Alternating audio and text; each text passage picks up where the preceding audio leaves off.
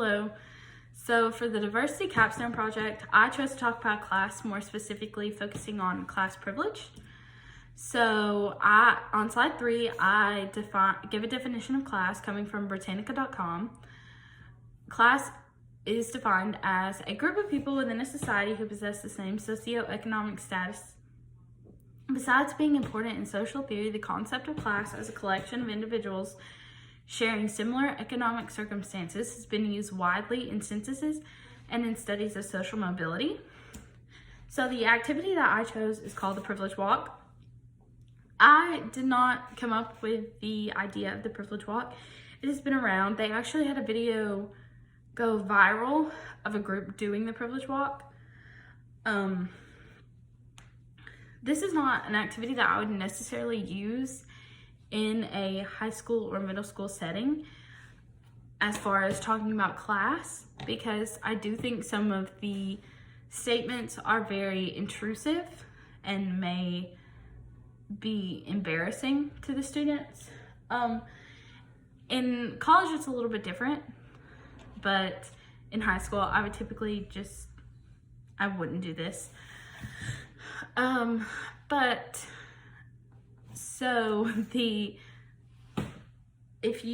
I read a statement, and if you agree with the statement, you take a step forward. If you disagree, you take a step back. So on slide 5, it says, you or your parents have never had to skip meals due to a lack of funds. So if you have had to skip meals, you take a step back. If you haven't, then you take a step forward.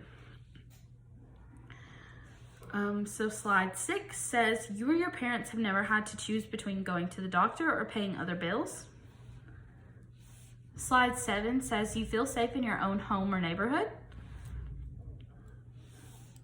Slide 8 says, you or your parents have never had to borrow money from a family member. Slide 9 says, you or your parents will be able to retire. Slide 10 says, you or your parents have never had to worry about a car breaking down. And this does mean financially had to worry. Most lower income families, if a car breaks down, they will just go without a car because they financially cannot afford to fix it. Slide 11 says, you or your parents have been on vacation within the past year. Slide 12 says, you or your parents are always off on major holidays. This does have some occupational exceptions, but as far as most cases, you will be off on major holidays. You or your parents do not have to worry about paying for education. And slide 14 says, you or your parents have at least 1 month's extra bills in their bank account.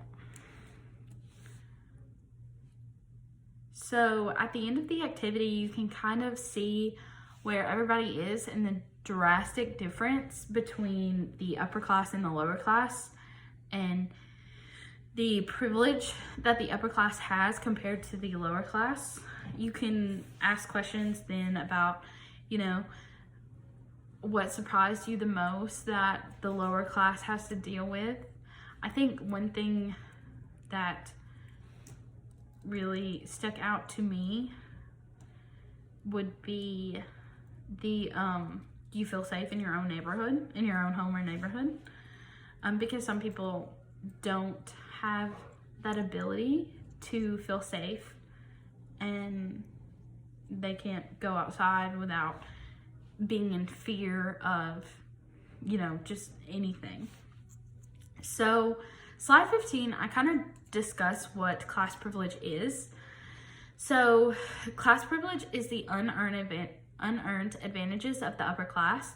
I feel like when you tack privilege onto a word, it immediately gives it a negative connotation, and that is not at all, it's not a negative thing. Privilege in any way is not a negative thing.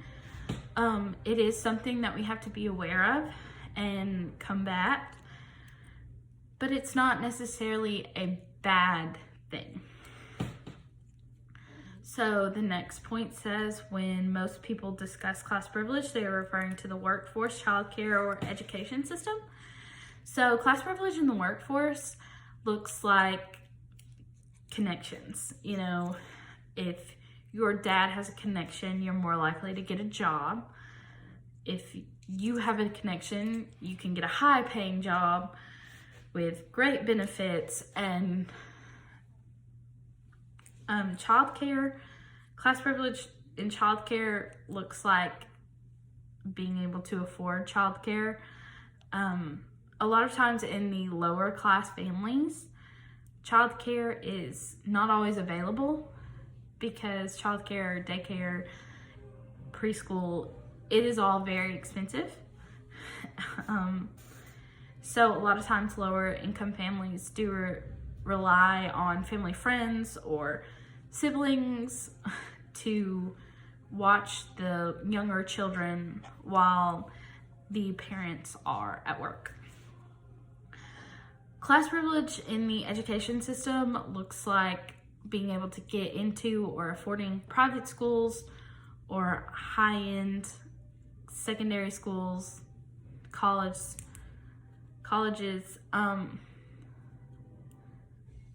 the last point says students who come from upper class families may not be aware that they are considered privileged.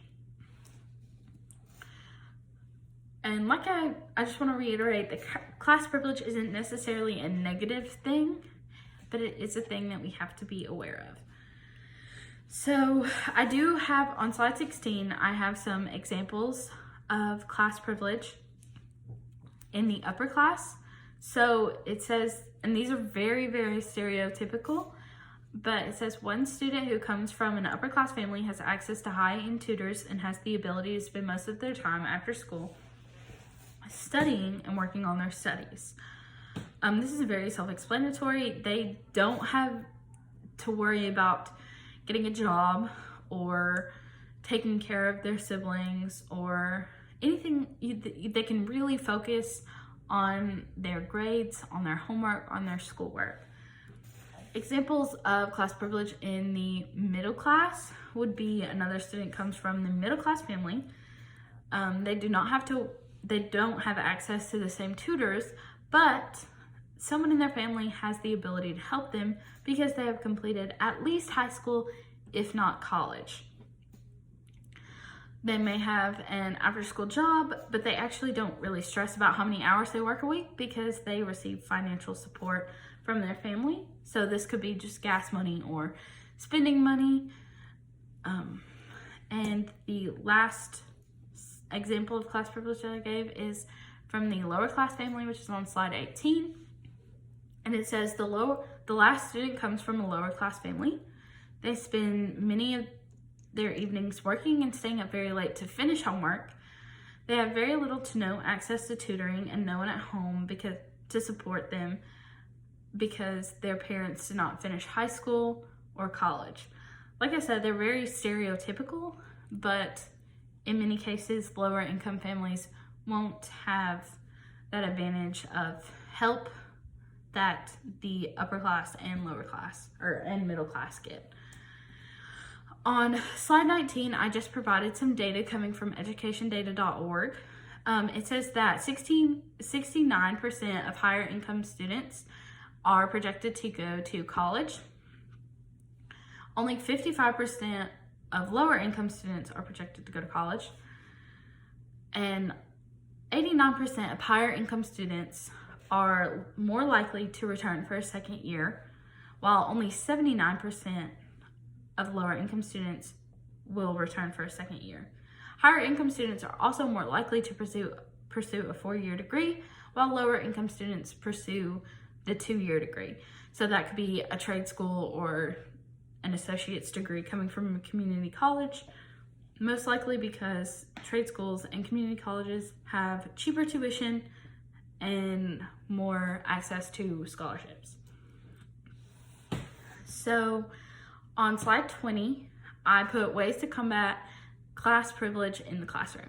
So the first point that I made was fighting against the disadvantages from the start. So this would involve keeping the items that students may need to have a successful day at school. So that could be pens, pencils, paper, snack items, because sometimes they may not have eaten breakfast because they have to take multiple buses to get to school, or they have to get their younger siblings ready for school, or they may just not have access to breakfast at home. The next thing I wrote says, keep in mind that some students may not have access to internet or a computer. So that means if you assign online homework, you need to give all students a chance to complete that online homework in the classroom. And then make all students feel accepted and show all students that you care. So I just wrote a little conclusion paragraph that says, in most cases, every teacher will have a blend of students coming from different socioeconomic backgrounds. This needs to be taken into consideration when lesson planning. Each student will be coming into the classroom with different morals and means of survival. Some students will have more of an advantage, but it is our job to push those students who want to give up and support the students who do not think they can do it. Class privilege is something that all educators need to be aware of. That way, they can properly prepare for it when it becomes an issue in the classroom. Thank you.